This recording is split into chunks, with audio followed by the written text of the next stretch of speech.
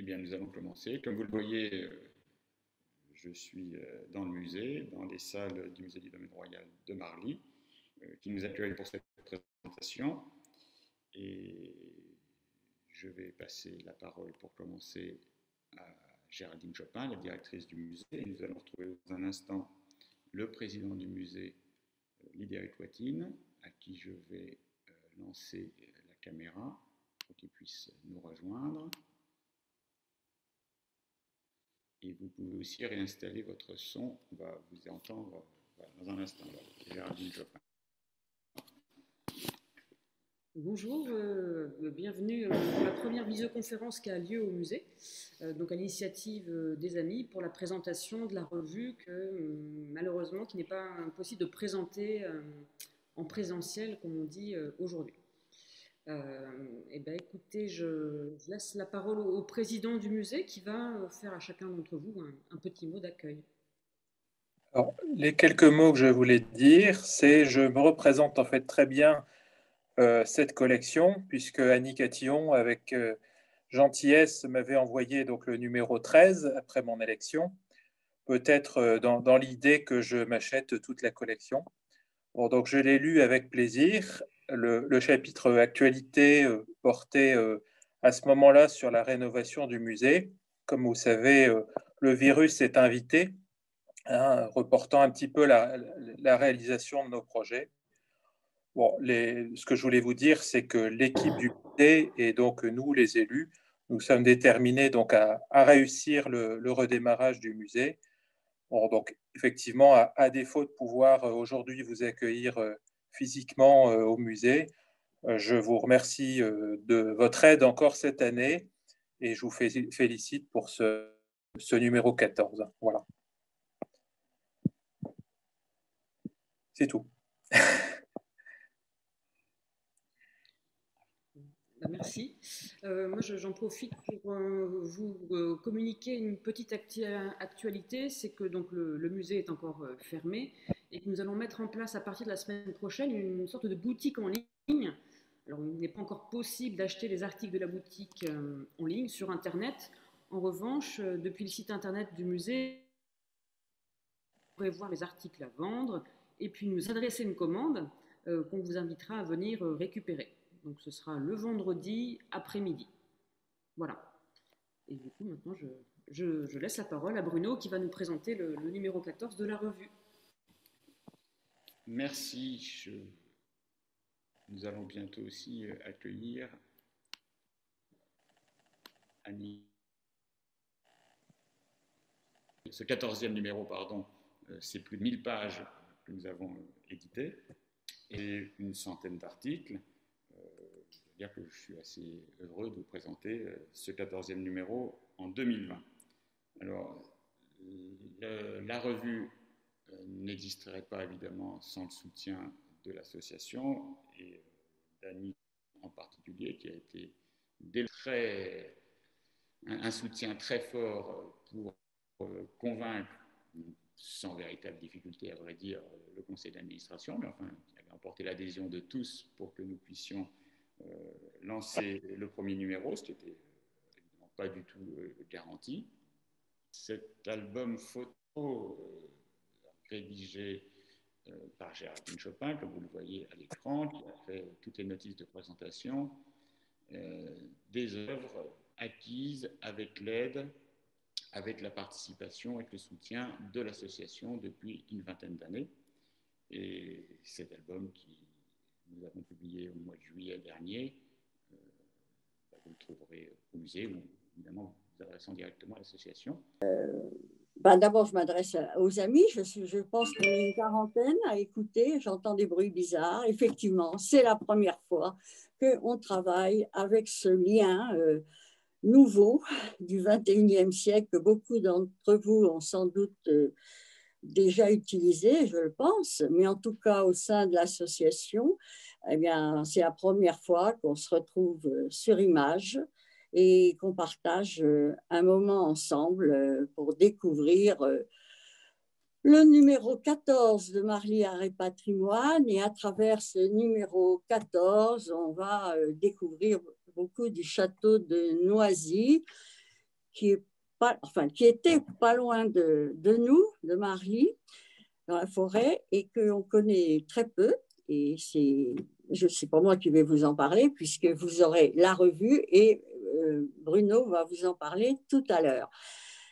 Je voulais simplement faire un petit clin d'œil aux moyens de communication nouveaux que nous avons donc pas beaucoup employés jusqu'à présent. Et ne vous inquiétez pas, il y aura encore des réunions à l'ancienne. Hein.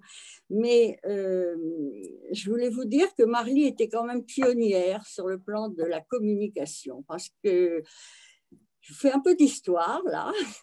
Il y a 34 ans, la chronique de Marly, que j'ai retrouvée parce que j'ai fait des fouilles chez moi des archives, la chronique de Marly parlait des nouvelles technologies. Et ça date de février 86. Et la page centrale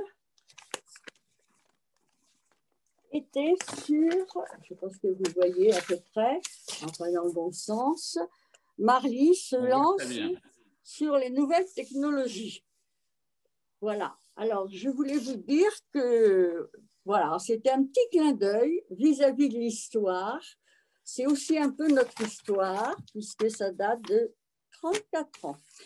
Alors maintenant, on n'abandonne pas du tout, à l'époque évidemment c'était le Minitel et le câble, hein, c'était pas tout à fait… Bon. Donc, bien, disons que je voulais évoquer avec vous un petit souvenir d'histoire du XXe siècle. Alors maintenant, on va revenir à aujourd'hui, et plus exactement, il y a 3 semaines, je me promenais dans le parc de Marly, le téléphone sonne, c'était toi, Bruno, qui me disait, voilà, on a reçu les Marly Arrêt Patrimoine. Et qu'est-ce qu'on fait? On ne peut pas faire de conférence, on ne peut pas faire grand-chose. Et tout de suite, nous avons pensé, nous avons été immédiatement d'accord de lancer une visioconférence. Alors, je dis, on a été d'accord, mais à partir de ce moment-là, moi, je n'ai plus rien fait du tout. C'est Bruno qui a absolument tout fait avec le soutien de Géraldine et d'Alain Vallée aussi, je crois, avec qui tu as fait un simulé. Enfin, bref.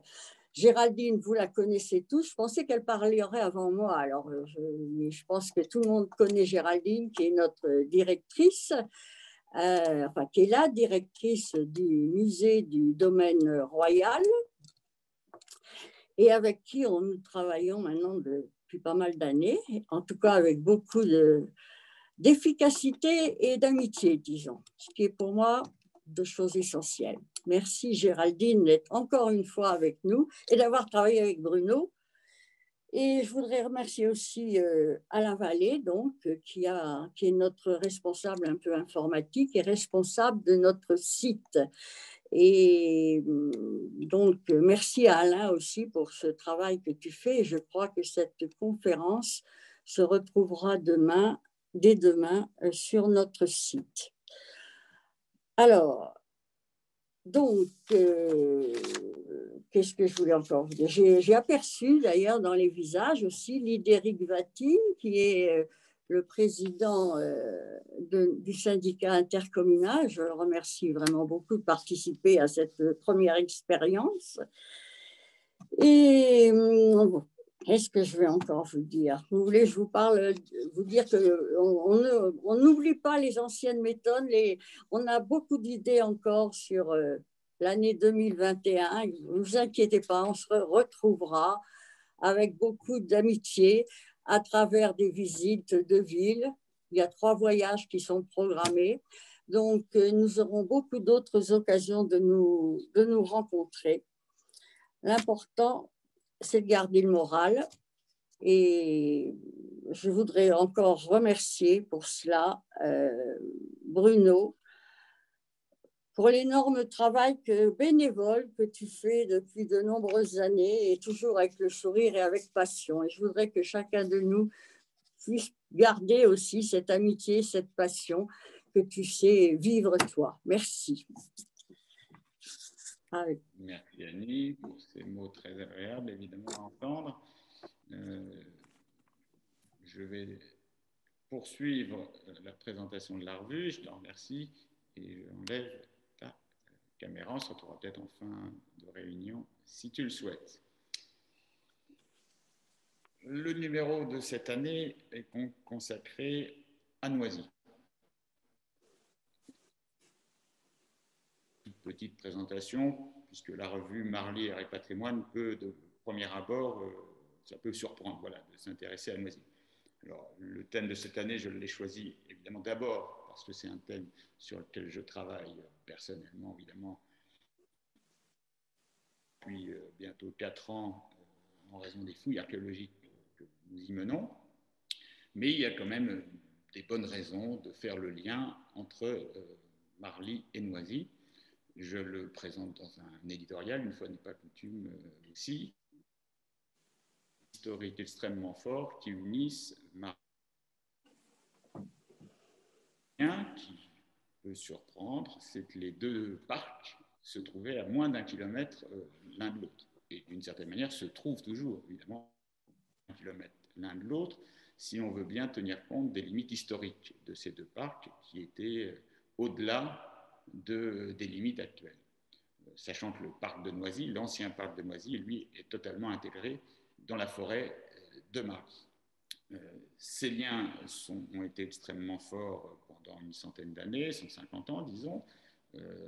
Au commencement, Noisy est acquis par, enfin pour l'histoire du château, est acquis par Albert de Gondi, qui peu après acquiert la seigneurie de Marly. Et donc, en quelques années, nous avons 2 sites qui se trouvent dans le même domaine seigneurial. Et c'est ce lien très fort qui va perdurer au-delà de l'existence du château de Noisy, puisque lorsque Louis XIV achète Marly, en réalité, c'est Noisy qui l'achète. Il achète le territoire de Noisy. Alors, pour parler de Noisy, j'ai sollicité le maire de Noisy-le-Roi, qui va nous rejoindre dans un instant, Marc Tour. Évidemment, vous êtes le partenaire de choix de ces fouilles, puisque le domaine de Noisy, comme tout le monde s'y attend, se trouve à Noisy-le-Roi, mais pas uniquement. Comme il faut le rappeler à chaque fois, le territoire communal a été coupé, enfin le territoire du parc a été coupé sur 2 communes, la vôtre bien entendu, pour moitié, et pour une autre moitié, qui ne sont pas des moitiés tout à fait égales, mais peu importe, sur la commune voisine de Bailly. Voilà. Mais enfin, voilà, nous avons une relation tout à fait agréable avec les 2 communes et avec vous en particulier. Donc, je tenais à ce que vous soyez avec nous quelques instants aujourd'hui. Merci. Puisque de l'autre côté de la forêt, on est en visioconférence, donc on a quelques auditeurs du bout du monde. Enfin, j'ai repéré quelques amis plus lointains en Allemagne et en Italie qui viennent aujourd'hui nous écouter. Merci à eux d'être là. Et c'est un des avantages de cette solution qui n'a pas que des inconvénients finalement, c'est de pouvoir se retrouver avec diverses personnes plus lointainement logées. Mais enfin, en parlant un peu plus fort, on pourrait quasiment s'entendre de Marly à Noisy, puisque comme je viens de le dire, les 2 parcs sont quasiment mitoyens. Voilà, je parole quelques minutes pour nous dire un mot sur Noisy et sur ces fouilles que non quasi. Bien, merci Bruno. Je vais être bref parce que je crois que les participants sont plus venus vous écouter que m'écouter. Je voudrais tout d'abord les saluer. Je crois je vois là, il y a 36 participants. J'ai vu qu'il y avait quelques Noiséens aussi dans l'affaire. Voilà. Et moi, je me réjouis de vous écouter, Bruno, parce qu'on sait que quel que soit le nombre de conférences de vos conférences auxquelles on a pu participer, on se rend compte qu'on a toujours quelque chose à apprendre à chaque nouvelle conférence. Donc, et puis aujourd'hui, c'est une innovation, comme l'a dit Madame Berthaud, avec la nouvelle technologie. Une visioconférence, vous savez, moi, dans mon métier de maire, j'en ai beaucoup qui sont un petit peu ennuyeuses et je me réjouis de participer à une visio historique parce que j'aime beaucoup l'histoire.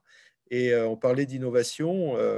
L'innovation, c'est pas qu'aujourd'hui. L'innovation, c'était aussi, et vous allez nous en parler, Albert de Gondi et son château, avec cette, comme on le disait, je l'ai découvert dans le livre, cette ingénieuse et hardie invention autour tout le système hydraulique. Donc, et puis on apprend avec vous que l'archéologie, c'est pas quelque chose de figé, au contraire, c'est une matière vivante. et ce qui était considéré comme acquis, en fait, ne l'est jamais vraiment. Et donc, on redécouvre toujours des choses. Moi, je suis, et vous le savez, Bruno, un grand fan de vos travaux, que je suis toujours de près, et je me réjouis encore une fois de participer, et comme les autres participants, de vous écouter. Mais je voulais surtout qu'on puisse faire place maintenant à votre conférence, et en soulignant d'ailleurs que elle devait se faire dans, aux anciennes écuries. On avait prévu qu'il y ait une conférence. Bon, ça sera partie remise. Voilà, je vous souhaite une bonne. Je serai obligé de vous quitter, j'ai un rendez-vous à 17h30, mais d'ici là, je vais suivre attentivement votre conférence. On va donc rentrer un peu plus dans le vif du sujet maintenant, et plutôt que vous offrir mon portrait pendant toute la conférence, j'ai quelques images à vous mettre. Voilà, ça sera. Mais avec un peu de chance, vous nous voyez quand même quelque part. Voici donc la couverture du numéro de cette année avec son dossier spécial sur le château de Noisy. Alors, j'ai évoqué les fouilles que j'ai engagées donc en 2016-2017. La première campagne, c'était en 2017. Ces fouilles se font avec l'autorisation et le financement de l'État, en l'occurrence la DRAC, la Direction régionale des affaires culturelles, le service régional de l'archéologie, qui est mon premier partenaire, mais aussi avec l'appui et l'aide de l'Office national des forêts, puisque le site se trouve intégralement, en tout cas le site de fouilles, se trouve intégralement dans la forêt de Marly. Une partie du site de Noisy est privée aujourd'hui, est sortie du domaine public au moment de la Révolution, mais pour l'essentiel, en tout cas pour la partie que je fouille et sur laquelle nous travaillons, nous sommes en forêt ouverte, en forêt publique, et j'espère, si ce n'est pas encore le cas, que j'aurai le plaisir de vous y retrouver, de faire une visite sur place avec tous ceux qui le souhaiteront, et en particulier les amis du musée, au printemps prochain, lorsqu'on pourra de nouveau circuler plus facilement, je l'espère. Parmi les partenaires, évidemment, je n'ai pas cité, mais le maire de Noisy-le-Roi vient de le dire, je travaille aussi en étroite collaboration avec l'association Renaissance du patrimoine de Bailly-Noisy, Bailly-Rennes-Moulins et Noisy, qui est implantée donc localement et qui nous apporte alors là un soutien local extrêmement précieux. Nous venons de publier une belle brochure avec le résultat des fouilles de la grotte aussi, donc notre brochure, je vous invite à consulter. Et nous devions faire, pas plus tard qu'hier soir, dans cette conférence qui est déjà 2 fois reportée. Alors, souhaitons que ça soit possible au 3e essai en début d'année 2021. Voilà. Les fouilles sont faites, sont encadrées par mon association Hommage. Dans la revue, cette année, nous avons publié un dossier sur Noisy. Après, vous voyez les numéros précédents qui étaient consacrés à tout un tas d'autres thèmes. Les fouilles de 2017-2019 sur la grotte sont présentées par Akaneori, je vais y revenir dans un instant, et les fouilles de cette année, donc 2020, je les présente pour une part dans l'article sur les eaux. Donc, avec des résultats évidemment assez spectaculaires, ça c'est l'avantage des fouilles, de mettre au jour des monuments, des documents, des mini-trésors tout à fait originaux, mais aussi des recherches sur les archives. Et c'est ce que propose le travail de Vincent Morotto dans un 3e article que je vais présenter donc à la suite. En général, personne ne lit la citation de la page 2, en tout cas ne m'en fait pas le retour, alors j'insiste un peu lourdement cette fois-ci, c'est celle que vous avez à l'écran actuellement. La page 2 de la revue, toujours là pour signaler une petite phrase, une mention originale, inattendue.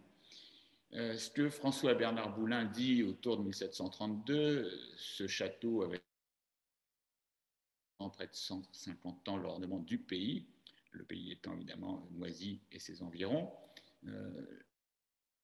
moment de sa démolition, puisque 1732, c'est la date de la démolition. Ici, vous avez une gravure qui représente la façade centaines d'années auparavant, donc au milieu du XVIIe siècle, qui est la plus ancienne vue que nous ayons du château. Cette citation nous rappelle que le château de Noisy a été extrêmement important en son temps. Et sa démolition, d'une certaine manière sa disparition, explique en grande partie l'oubli dans lequel il est tombé par la suite.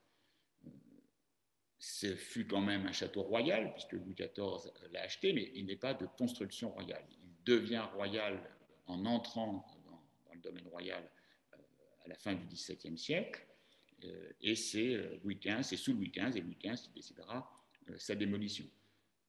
C'est donc un château qui devient royal, mais qui à l'origine est un château qui appartient à un riche financier, appelons-le comme ça, Albert de Gondi, un Italien, un Florentin, dont la famille, dont les parents se sont installés et l'ont fait venir en France, à Lyon, puis en région parisienne, et qui gravite autour de la cour, et en particulier de Catherine de Médicis. C'est un personnage puissant, influent, et qui donc s'installe à être à proximité du château de Saint-Germain. Il faut bien comprendre qu'au moment où Noisy est créé, autour de 1575, c'est l'époque de la Renaissance, c'est le XVIe siècle, qu'à ce moment-là, évidemment, Versailles n'existe absolument pas, il n'en est même pas dans les... Cela viendra une cinquantaine d'années plus tard. La cour, lorsqu'elle réside d'une manière quasi, non pas permanente, mais principalement réside sur Saint-Germain-en-Laye. Et Noisy se trouve à une portée de voie, à quelques kilomètres seulement, de Saint-Germain-en-Laye, et Gondi va acheter des terres alentours de manière extrêmement importante. Port-Marly, Marly, Villepreux, Versailles sera acheté par Gondi, évidemment Noisy et Bailly. Et c'est à Noisy même qu'il décide la construction d'un château qui n'est pas en soi extraordinaire, voilà, c'est un beau château, c'est une belle villa, mais par contre les jardins sont immédiatement conçus, créés et admirés comme des jardins tout à fait originaux pour la région et en France en général. Voilà.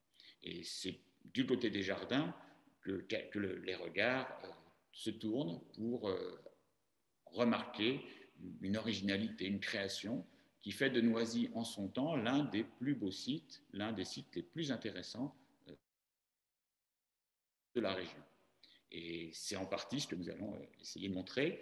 Alors, la revue ne propose pas une présentation complète de Noisy, mais c'est d'ailleurs le principe de Marlière et Patrimoine, c'est d'avoir des articles de recherche sur des parties, évidemment, de la recherche est faite depuis longtemps, et le château est assez bien connu des spécialistes depuis de nombreuses années, il y a eu diverses publications, mais sur des points nouveaux, nous attirons l'attention. Et ces points nouveaux, d'une part, c'est les fouilles de la grotte. J'avais oublié de vous montrer Albert, le voici. À peu près l'âge qu'il a quand il achète Noisy, il a une quarantaine d'années à ce moment-là. Et donc le premier article est écrit et présenté par Akane Hori, qui est dans notre équipe de fouilles depuis l'origine, qui est désormais doctorante à Paris 1, qui donc prépare une thèse sur l'archéologie du château et des jardins de Noisy, et en particulier sur les décors et sur la construction de cette grotte.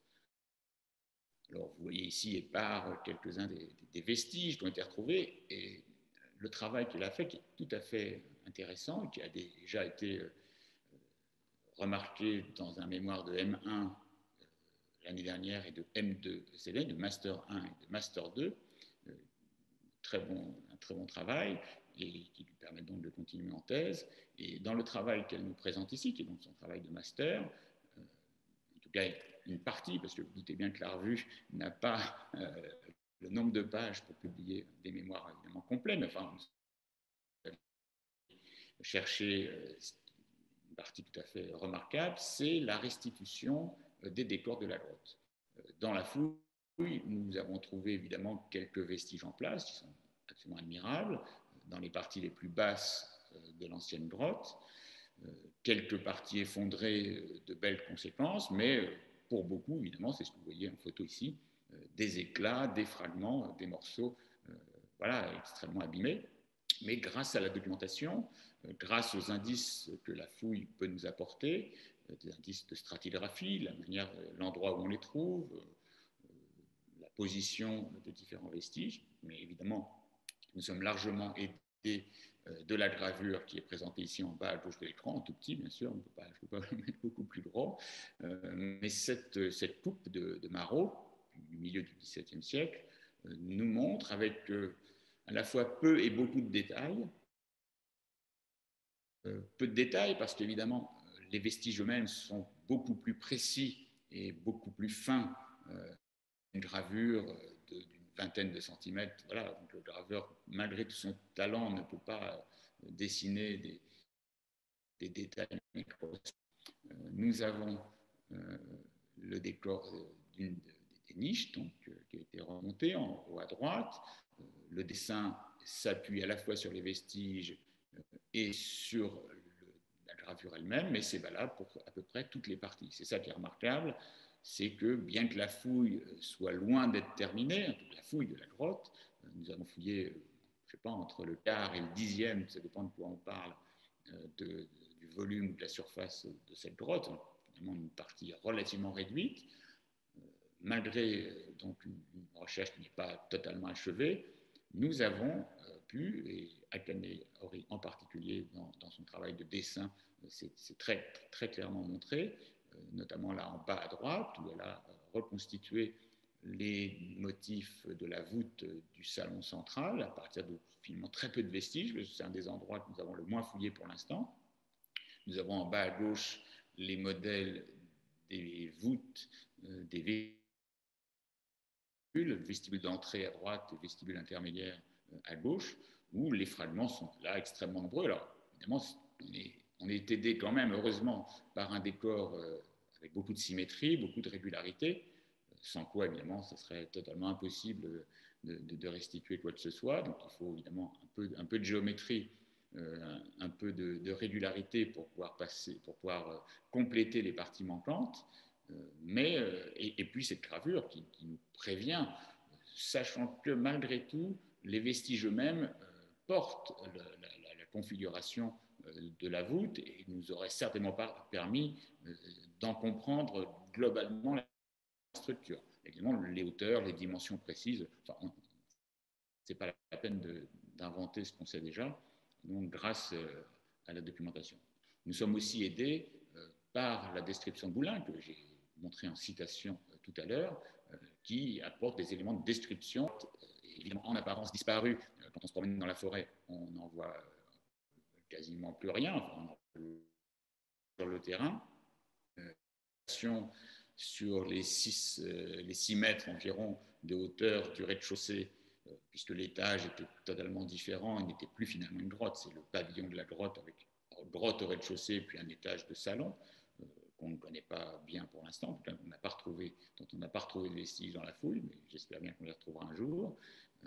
Pour ce rez-de-chaussée, bien qu'en élévation, il ne reste que, dans le meilleur des cas, 1 mètre, 1,50 m de décor, et je dis vraiment dans le meilleur des cas, parce que dans bien des endroits, il n'en reste qu'à peine 50 cm d'élévation, donc sur 6 mètres. On peut identifier, repérer quasiment toutes les parties du décor, des parties basses vers les parties hautes. Et c'est ce que cet article nous montre, avec évidemment en perspective bien des pistes encore de travail. Sur cette fouille, nous sommes notamment aidés de divers travaux de spécialistes, notamment pour l'identification des coquillages, puisque c'est un décor de plâtre garni de coquilles, garni de petites pierres de rocaille, avec aussi des moulures peintes. Voilà, un décor assez somptueux. Et évidemment, l'identification de ces coquilles est un travail spécialisé, et c'est Catherine Dupont du CNRS qui apporte son concours et qui a déjà identifié une grande partie, même s'il y a encore du travail, de ces coquilles, en nous montrant, et c'est un des pistes de travail qui est devant nous, c'est d'identifier les origines, les provenances, les circuits de commercialisation. Eh bien, tout ça viendra et nous aurons certainement l'occasion d'en reparler. Et donc, même chose pour les pierres. Donc, l'étude pétrographique, elle est en cours aussi. Elle a été commencée cet été seulement. Et vous sont présentés vraiment à chaud par Annie Blanc, Philippe Blanc et Marc Viré, qui sont des spécialistes de ces questions, à la fois pour identifier la nature de ces pierres qui sont utilisées dans le décor, avec là aussi une très grande variété, plus d'une dizaine d'origines différentes, et d'identifier aussi la provenance, la localisation, la source de ces pierres. Et ce que nous voyons assez vite, aussi bien pour les coquilles que pour les rocailles, c'est une extrême variété au-delà des côtes atlantiques ou méditerranéennes, ce qui est évidemment déjà pas tout à fait proche. Mais nous avons aussi des séries de coquilles géologiques, donc, qui d'ailleurs viennent peut-être pas très loin, là, par contre, mais qui donnent une autre variété, des coquilles fluviales. Enfin, et pour les pierres, même scénario, avec des origines extrêmement variées. C'est sur quoi il faudra continuer à travailler. Voilà pour vous donner envie de lire la restitution des décors de la grotte de Noisy des 2 campagnes de fouilles de 2017 et 2019 que nous avons déjà menées. J'ai évoqué la poursuite des fouilles sur la grotte là, à l'instant. C'est un chantier assez complexe à mettre en place et donc il n'est pas d'actualité pour l'instant. Ça demande des protections du site très importantes, mais pourquoi pas, c'est un projet qu'on peut tenter de monter pas pour les siècles à venir, mais pour les décennies qui sont devant nous. Ça sera en tout cas formidable parce qu'on a devant nous là un très bel ouvrage, très original. Les grottes ornées artificielles en France du XVIe siècle sont extrêmement rares. Nous avons une grotte bien conservée à la bâtie d'Urfé dans la Loire, quelques autres grottes connues, mais dont on a peu de bords, voire pas du tout, en France et en Ile-de-France. Deuxième article, bon, je vais avoir du mal à en dire du bien parce que c'est moi qui l'ai écrit. Malgré tout, il m'a semblé que les témoignages dans la bibliographie, parce que pendant un siècle et demi, Noisy, évidemment, est cité, est représenté, est mentionné par divers auteurs, entre donc, 1580 et sa démolition, 1730, l'eau est plusieurs fois indiquée comme étant un élément extrêmement important. Et dans les archives, nous voyons, de l'époque de Louis XIV, où nous avons un pavillon des citernes et un pavillon de la machine. Déjà, un pavillon de la machine, ça attire, surtout quand on arrive de Marly et de la machine de Marly. Tiens, dans la région, bon, il y a des machines après Versailles, mais là, on est 100 ans à 1580, c'est un siècle avant les grandes eaux de Versailles. Alors, bien sûr, les grandes eaux de Noisy ne rivalisent pas ni quantitativement, ni peut-être même qualitativement avec ce qu'on a pu faire sous Louis XIV un siècle après. Par contre, c'est sans grande difficulté avec les sites contemporains. Et je ne veux dire de mal de personne. Chambord n'est pas de grande eau, à Fontainebleau, c'est un peu tout plat, et à Saint-Germain, avant 1600, il n'y a pas d'eau. Enfin, il n'y a rien. Il n'y a pas de grande eau. Donc là, on est au XVIe siècle. Alors, il y a quelques résidences privées qui commencent, bien sûr, on n'est jamais tout seul sur Terre et jamais les premiers. Premier site en France à présenter des bassins, des fontaines, des jets d'eau. Mais il y a une particularité, en tout cas, qui est mentionnée en son temps, et probablement grâce à cette machine. La machine, et d'autre part, l'emplacement d'un bassin dont vous avez ici les images, les photos. Mais le système des eaux à Noisy ne se limite pas à ces bassins, et c'est ce que le pavillon des citernes nous rappelle. Alors, ce pavillon des citernes, il est à proximité du château lui-même, sur la grande terrasse. Enfin, les deux sont aux abords de la terrasse, aux extrémités de la terrasse, au-dessus du fossé, au carré. Et ce pavillon des citernes, il y en a deux, comme son nom l'indique. L'un des deux a fait l'objet par Michel Richemont, que j'ai vu tout à l'heure à l'écran et que je salue évidemment très amicalement. Il y a fort longtemps, on ne dit plus du quand ça fait trop longtemps, on ne se souvient plus de combien, mais il y a très longtemps. Et ce très longtemps a une valeur énorme parce que c'est évidemment s'intéressait, ou peu en tout cas à Noisy, et encore moins à l'archéologie du XVIe siècle. Ce sont des travaux tout à fait pionniers et novateurs qu'il avait conduits avec des moyens limités. Voilà, à cette époque, on pouvait difficilement se faire beaucoup aider sur terrain, mais l'initiative a donné des résultats et encore sur place, dans le parc de Noisy, forêt évidemment actuellement, mais je l'appelle de son nom ancien, parc de Noisy, et les vestiges d'une des citernes qui est parfaitement identifiable. Voilà. La deuxième n'aura jamais autant de vestiges, parce qu'on voit à son emplacement que la dimension est beaucoup plus importante, mais voilà, ça me dirait quand même d'y aller voir pour établir peut-être une comparaison. Par contre, cette année, nous avons pu aller fouiller le pavillon de la Machine, un bassin, et nous avions déjà dans la grotte récupéré quelques vestiges hydrauliques intéressants. Donc, en rassemblant les éléments d'archives, plus les vestiges visibles sur le terrain, eh bien, voilà, je propose un premier état. Se pose encore sur ce système des eaux à Noisy. Sur la photo en bas, vous voyez donc le puits du pavillon de la Machine, dont nous avions une vague mention d'archives et qui nous est maintenant un peu plus clairement intelligible. Par contre, nous ne savons quasiment rien sur la machine elle-même. Ce que nous voyons, c'est le résultat. Et le résultat, ce sont d'eau dans la grotte elle-même, où des tuyaux ont été retrouvés, des tuyaux en plomb, des tuyaux d'eau sous pression, et qui ont été retrouvés à l'emplacement de la vasque, dans les fondations de la vasque de la salle du fond, ce qu'on a appelé l'abside nord, dans laquelle s'élevait un jet d'eau de près de 8 mètres. Là, le terme des grandes eaux est tout à fait adapté, puisque un jet d'eau de 8 mètres, j'attends qu'on m'en montre un autre de ce temps-là pour le croire. Il est signalé dans une description, il est signalé par une gravure et finalement validé donc, par la présence de cette tuyauterie. Et puis cet été 2020, donc, nous sommes allés sur le bassin qui se trouve en contre-haut de l'emplacement de la grotte et vous voyez donc les vestiges. Le bassin est à peu près intact, enfin archéologiquement intact dans la forêt et encore son tuyau et son ajoutage pour le jet d'eau central.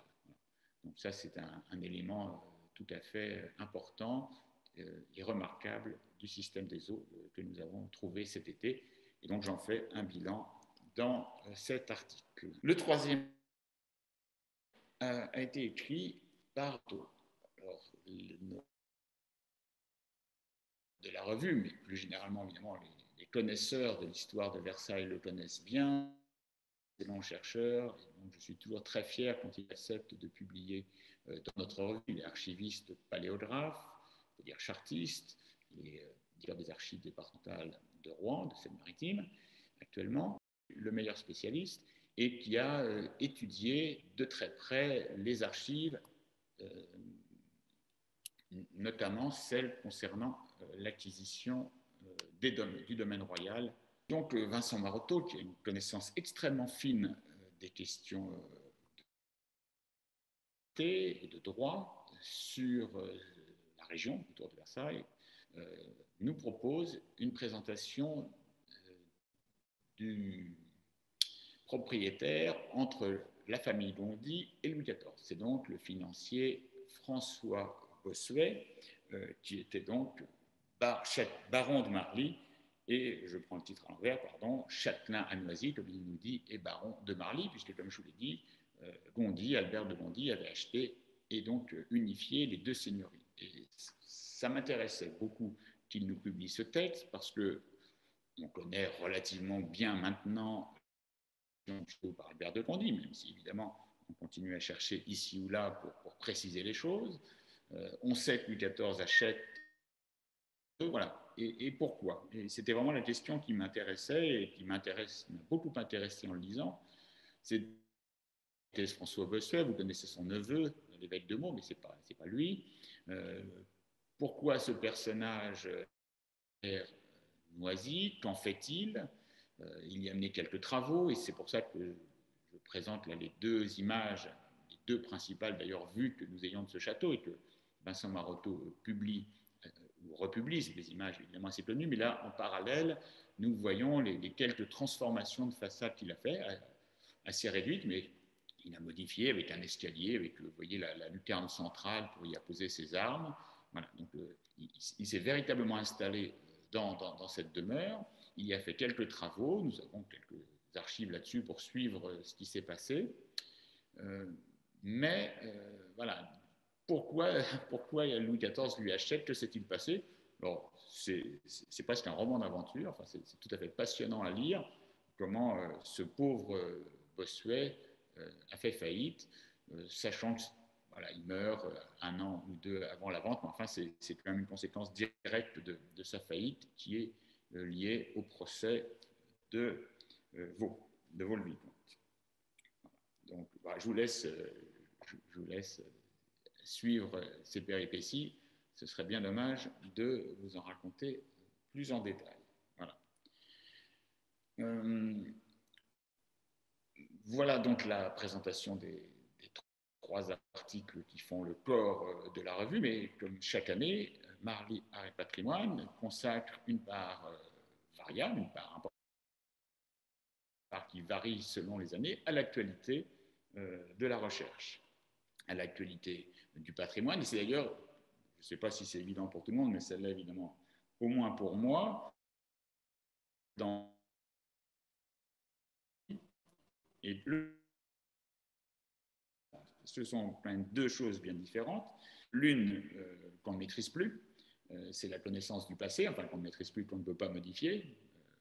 François Bossuet a acheté, etc. Voilà, c'est pas à nous nous n'intervenons pas sur les faits, alors que dans la partie patrimoine, c'est le moment où notre époque, notre temps, notre responsabilité et en fonction de nos responsabilités les uns et les autres, mais tout le monde en a une, ne serait-ce qu'en étant soutien, adhérent ou critique dans le précédent, la rénovation du musée.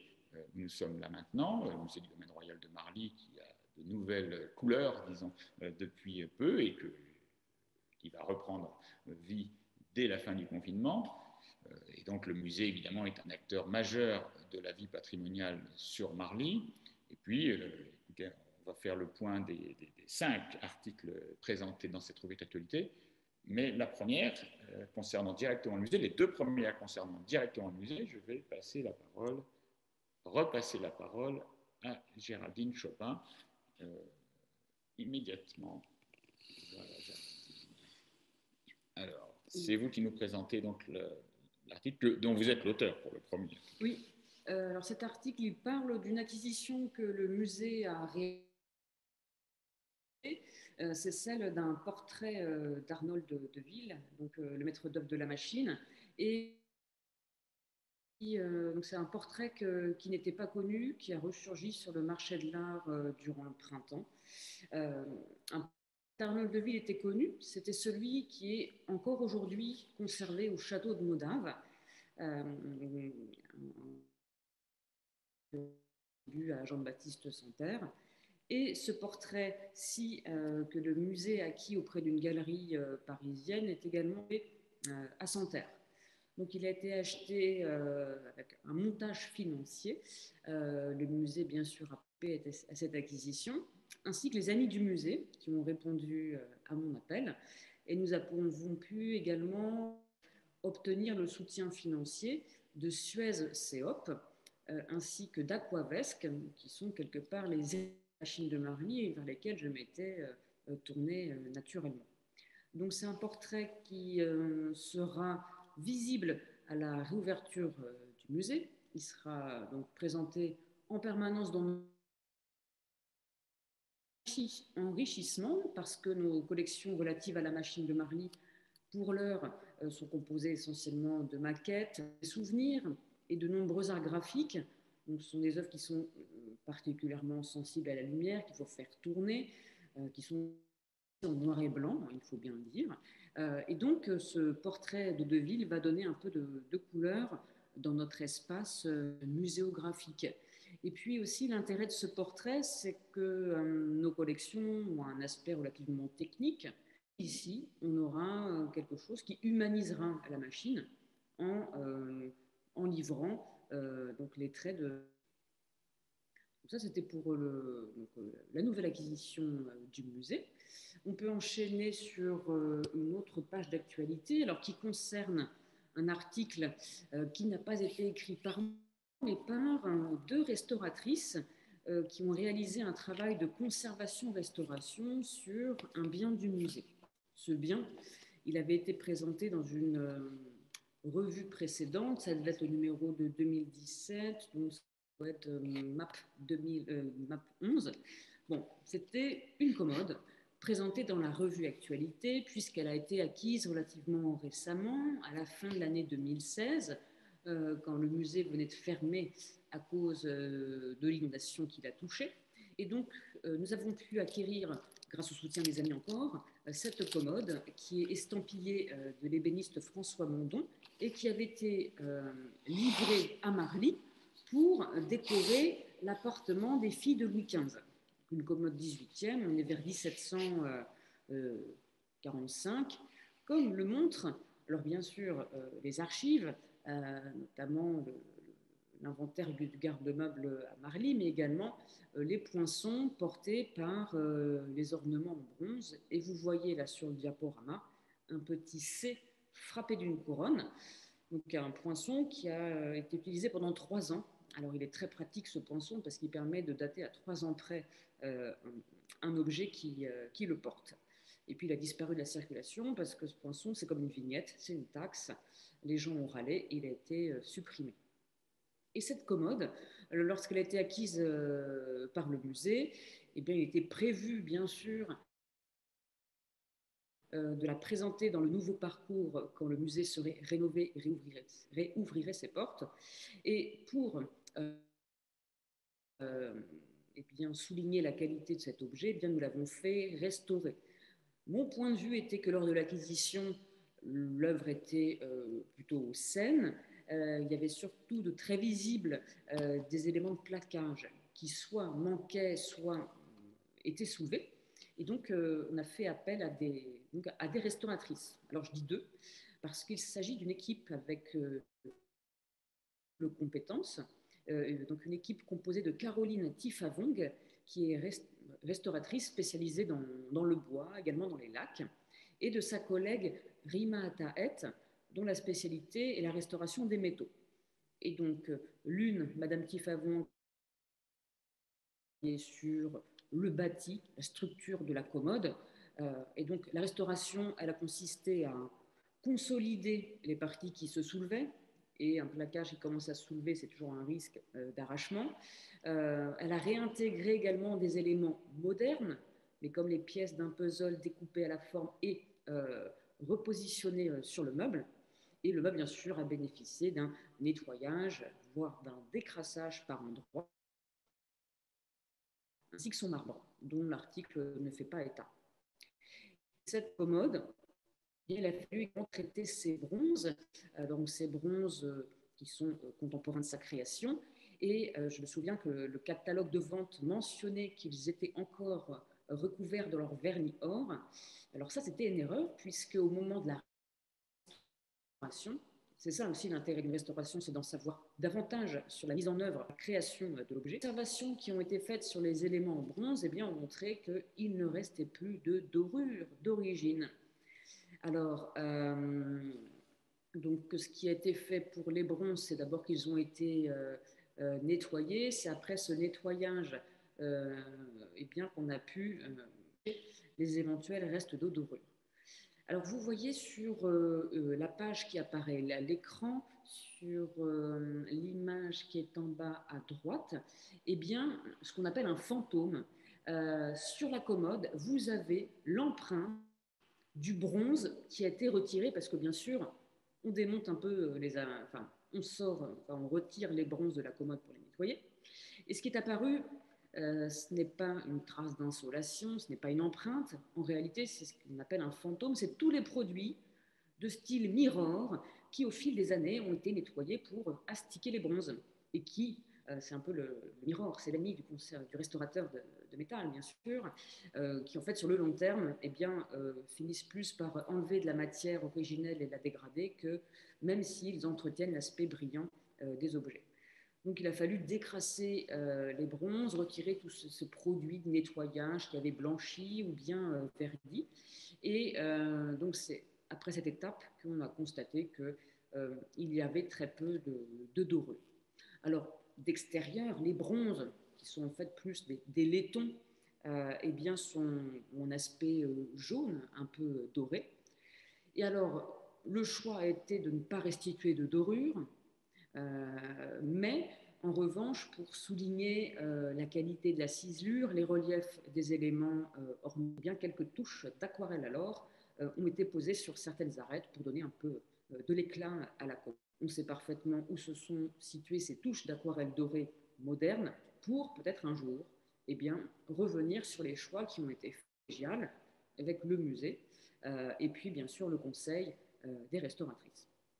Voilà, donc la commode, bien sûr, elle est dans le musée depuis le mois de juin.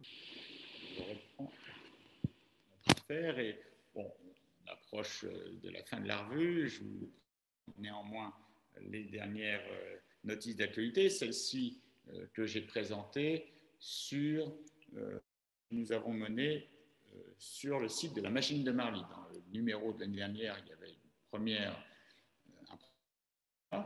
où une équipe de plongeurs archéologues menée par Philippe Bonin, l'équipe du GRAS, GRAS, groupe de recherche archéologie de Tubac, avait bien voulu se rendre sur site sous l'eau et avait, on peut dire, enfin mis sous l'eau, je ne sais pas comment il faut dire quand on est sous l'eau, si on met à jour aussi, avait découvert en tout cas très beaux restes de la plateforme de la machine. Alors, quand on s'approche en général du site de la machine de Marly, on côté de la colline où on voit des bâtiments tout à fait intéressants, dont certains sont en cours de rénovation. Il reste évidemment le pavillon Charles X, il reste de très belles portes, et puis un site grandiose jusqu'aux grandes de la machine qui est à Louvciennes, tout en haut. Tout en bas, nous sommes encore à Bougival. Mais la machine elle-même, c'était sur la Seine, ce qui, disons, va de soi, mais comme il n'y a a priori pas grand-chose à voir, c'est plus de ce côté-là que le regard se porte. Néanmoins, c'était fort intéressant de découvrir ces premiers vestiges et nous sommes revenus cette année. J'ai dirigé une deuxième opération, d'une part avec mon ami Sylvain Chaumier, que vous voyez en vignette, pour conduire un drone vidéo pour aller faire quelques prises de vue sous l'eau. Donc l'opération a été menée au mois de septembre. Notre intervention sera encore nécessaire pour préciser les choses, mais ça nous permet de localiser bien plus précisément, de visualiser bien plus précisément les fonds où sont apparus donc d'une part dans le sol lui-même, qui était fait de dalles minutieusement et précisément posées au sol au moment de l'eau, et puis quelques beaux piliers, quelques beaux pieux, plus précisément, de l'ancienne plateforme. Imaginez cette plateforme de 3000 m², donc quelque chose d'assez gigantesque. Donc, curieusement, on ne sait pas grand-chose, ou en tout cas pas assez, par les archives. D'une part, parce que les premiers mois de construction de la machine de Marly n'ont pas été bien conservés en archives. On a sur 150 ans, 200 ans d'archives, des masses d'informations extrêmement nombreuses. Sur les premiers mois, notamment la correspondance de devis qui est perdue sur cette période-là. Et puis, il est possible que les premiers travaux se soient faits sans les marchés qui seront conduits par la suite et qui sont, eux, conservés. Enfin bref, on manque un peu d'informations sur cette plateforme. On a quelques images, mais qui ne sont pas toujours très exactes parce qu'elles ont été réalisées par la suite. Évidemment, c'est toujours assez difficile de représenter les pieux dans la scène une fois que la construction est faite, parce qu'évidemment, on ne voit quasiment plus rien et que le dessinateur invente ou manque de précision. Donc, avec ces vues qui viennent compléter les vues humaines qui avait été faite l'année dernière, nous commençons à davantage comprendre. Enfin, la recherche est en cours. Elle s'appuie aussi sur une autre intervention qui s'est faite, elle aussi, au mois de septembre, avec un autre drone que vous voyez en grand là sur l'image, qui nous a servi à faire un relevé bathymétrique. Et ce drone a été piloté par une prise spécialisée TT géomètre expert sous la direction de Jérôme Bonnet. Voilà. J'en reparlerai sans doute à un moment, parce qu'évidemment, la machine de Marly est un vaste sujet que l'on peut développer si vite. Une autre notice tout à fait importante, Dani Ketzmann suit les travaux qu'elle mène dans le parc de Marly, les travaux d'archéologie, là aussi, cette fois dans le parc de Marly. On revient évidemment un peu à Marly avec la revue, c'est bien normal, où cette année 2020, elle lui des recherches sur les murs. Enfin, c'est la première étape, une recherche pluriannuelle sur les murs du parc. On a beaucoup de chance à Marly d'avoir de très nombreux murs qui, pour une grande partie, n'ont pas été rénovés, réparés, modifiés. Évidemment, c'est un peu dommage quand ils se cassent la figure comme Clotilde Pure-Volant, mais pour bien d'autres murs, le fait qu'ils soient dans l'état d'origine est évidemment extrêmement précieux, ce qu'on trouve plus difficilement sur un site comme Versailles, qui a été utilisé en permanence, et donc les rénovations ont été bien plus nombreuses depuis le XVIIe siècle. Ici, nous sommes sur le mur que vous pouvez voir en vous promenant dans le parc, qui dominait le bassin des Muses et qu'on appelle le balcon des Muses. Il n'est pas tout à fait complet. Vous voyez, les belles pierres, évidemment, montrent que la façade du mur elle-même a disparu. Il n'y a plus que l'arrière du mur. Néanmoins, ça a permis de belles petites découvertes archéologiques, sachant que c'est l'accumulation de ces petites découvertes qui font les grands succès, et les fouilles à Marly en sont. Et un dernier article dans la partie actualité est consacré au site du centre de recherche du château de Versailles, qui présente, il s'est rédigé par Flavie Leroux, qui présente une nouvelle base de données depuis quelques temps qui s'appelle Visiteurs de Versailles. Et cette base de données recense autant que possible, et ne demande qu'à l'exhaustivité, même si elle nous dit très modestement qu'il n'y prétend pas, il y a une belle exhaustivité en tout cas des sources connues, de tout voyageur, commentateur, écrivain, promeneur, voyageur, qui soit passé à Marly ou à Versailles. Alors, au départ, la base est faite pour le château de Versailles, mais a pris en compte les abords, c'est-à-dire Marly et la machine de Marly. Et nous avons quelques documents tout à fait originaux qui sont dans cette base de données. Et voilà, donc c'est une belle entrée par les textes de cette comment les lieux étaient visités, comment ils étaient compris par des Français ou des provinciaux de France, mais aussi évidemment par les étrangers qui, comme vous le savez, sont en nombre venus visiter, commenter, s'étonner, critiquer. Voilà, et on a tout ça dans cette base de données. La revue s'achève par sa partie art et patrimoine, par les brèves, mais là je ne vous en dirai rien, juste aiguisez votre curiosité pour aller y jeter un œil. Je ne doute pas une seule seconde que vous mourrez d'envie de consulter maintenant cette revue. En tout cas, c'était l'objectif de cette présentation, qui ne s'arrête pas tout de suite, bien entendu, puisque comme nous l'avions souhaité, nous allons maintenant ouvrir, non pas les débats, parce que nous en serions bien incapables, mais la discussion à ceux d'entre vous qui souhaiteraient participer et à qui je peux dans ce cas-là donner soit simplement le micro, soit micro et caméra. Alors, on aurait pu utiliser, on pourrait la base de conversation.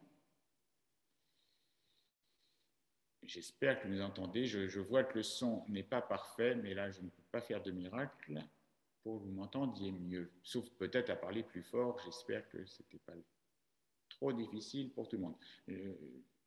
Sur la partie affichage, peut-être qu'on peut s'afficher. Ah oui, mais je vous ai tous enlevé la caméra, donc vous ne risquez pas d'intervenir. visible. Par contre, je peux remettre, si vous le souhaitez, dans ce cas-là, vous savez, il y a une formule sur Zoom qui est très efficace, c'est lever la main. Et si vous levez la main, comme à l'école, j'adore ça, je peux vous remettre. Voilà, où nous en sommes. Nous sommes 36 tout autour de la table, enfin, autour de mon ordinateur. Et vous avez la possibilité, si vous le souhaitez, de demander à intervenir. Oui, ça me fait sourire parce qu'en principe, quand on fait comme ça, on t'écoute attentivement, tu nous présentes la revue et on a bien sûr envie de l'acheter. On fait ça juste après en général. Et puis en même temps, on prend un pot, parfois même du champagne. Alors ça me manque un peu, tu vois. Alors, je souris. Mais on va pouvoir le faire très prochainement puisque je crois que les musées vont pouvoir réouvrir mi-décembre. Alors j'aurais bien aimé que Géraldine nous dise à peu près quand on va pouvoir réouvrir le musée, resabler le champagne, à peu près quel moment.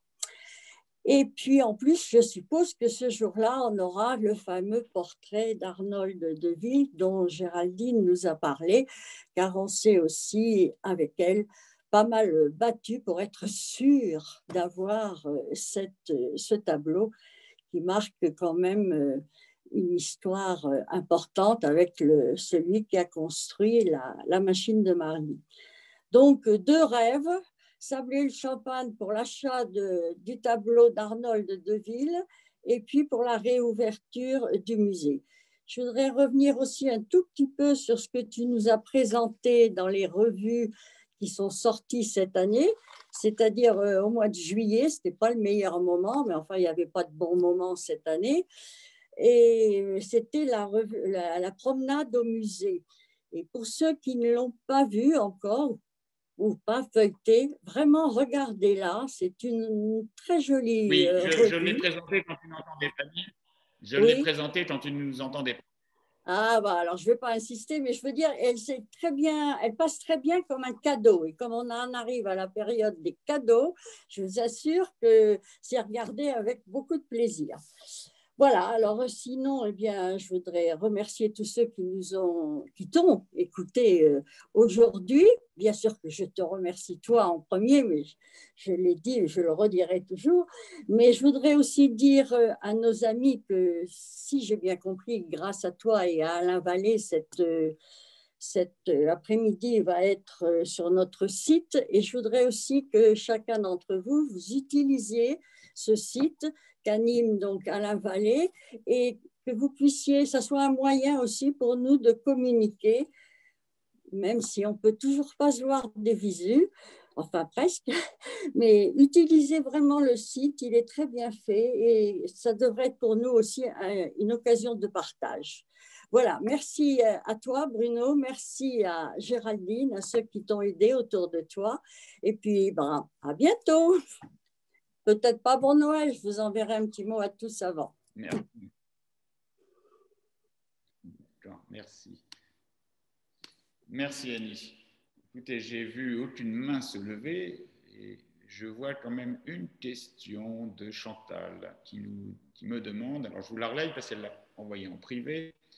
Ce château a-t-il été habité? Pourquoi Louis XIV l'avait-il acquis? Alors, le château de Noisy, effectivement, était habité par Albert de Gondi et sa famille pendant une bonne cinquantaine d'années. C'était néanmoins une résidence secondaire. Il n'y résidait pas de manière permanente. Il avait un logement au château de Saint-Germain, il avait un hôtel particulier à Paris et bien d'autres. Donc, Noisy était occupé une fois par an, peut-être un peu plus, peut-être un peu moins. Ce qui est intéressant sur Noisy, c'est que les rois de France, ils sont tous venus, y ont tous résidé, de Charles IX à Louis XIII. Louis XIV n'y a pas habité, mais y est venu. Il l'a proposé à Madame de Maintenon, ça a duré environ 2 ans pour son école, qui ensuite va s'installer à Saint-Cyr. Ses petits-fils, duc de Bourgogne, et ses frères ici sont installés quelques fois, mais finalement assez peu.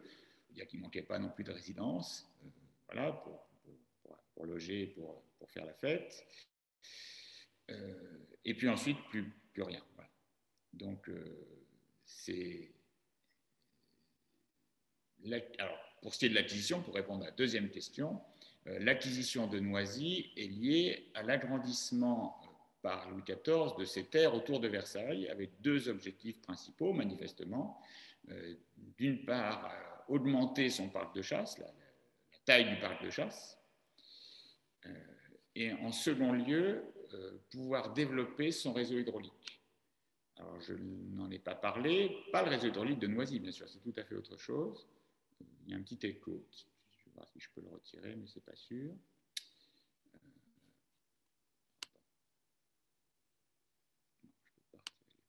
Ça, mais c'est pas grave.